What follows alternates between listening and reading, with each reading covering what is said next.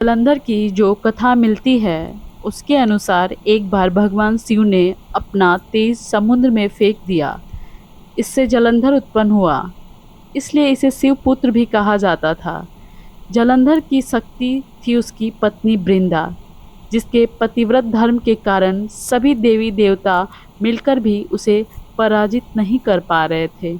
जलंधर को इससे अपने बल का अभिमान हो गया और वह वृंदा के पतिव्रत की अवहेलना करके देवताओं की स्त्रियों को सताने लगा।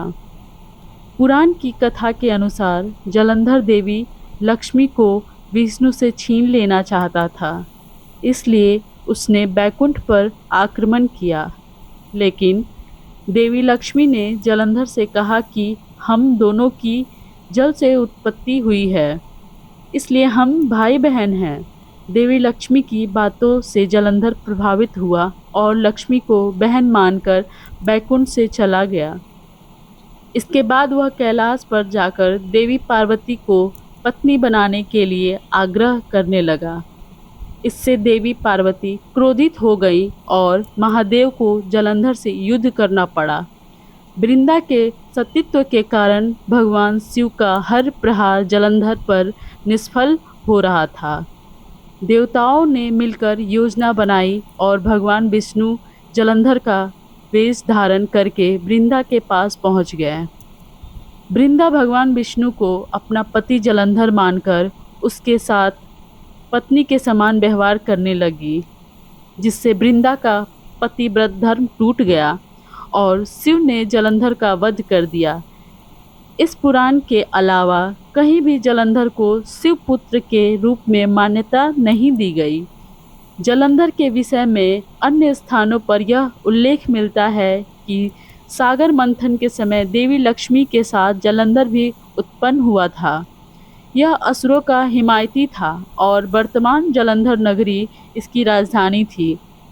जलंधर में आज भी असुरराज जलंधर की पत्नी देवी वृंदा का मंदिर मोहल्ला कोट किशनचंद में स्थित है। मान्यता यह है कि यहाँ एक प्राचीन गुफा थी जो सीधी हरिद्वार तक जाती थी। इसी मंदिर से जुड़ी कथा के अनुसार भगवान विष्णु द्वारा सतीत्व भंग किए जाने पर यही वृंदा ने आत्मदाह कर लिया था और इसकी राख के ऊपर तुलसी का पौधा जन्म लिया। तुलसी देवी वृंदा का ही स्वरूप है, जिसे भगवान विष्णु लक्ष्मी से भी अधिक प्रिय मानते हैं। वृंदा देवी मंदिर के विषय में लोक मान्यता है कि यहाँ 40 दिनों तक श्रद्धा पूर्वक पूजा करने से मनोकामना पूरी होती है। जलंधर की नगरी जलंधर के विषय में पुराणों में उल्लेख मिलता है कि यहाँ 12 तालाब हुआ करता था और शहर में प्रवेश के लिए नाव का सहारा लेना पड़ता था। इस स्थान की चारदीवारी के बाहर एक पुराना तालाब था जो अन्नपूर्णा मंदिर को छूता था तथा एक तरफ ब्रह्मकुंड की सीमा से लगता था। आज भी यह पुरानी छोटी ईंटों की सीढ़ियाँ बनी हुई है।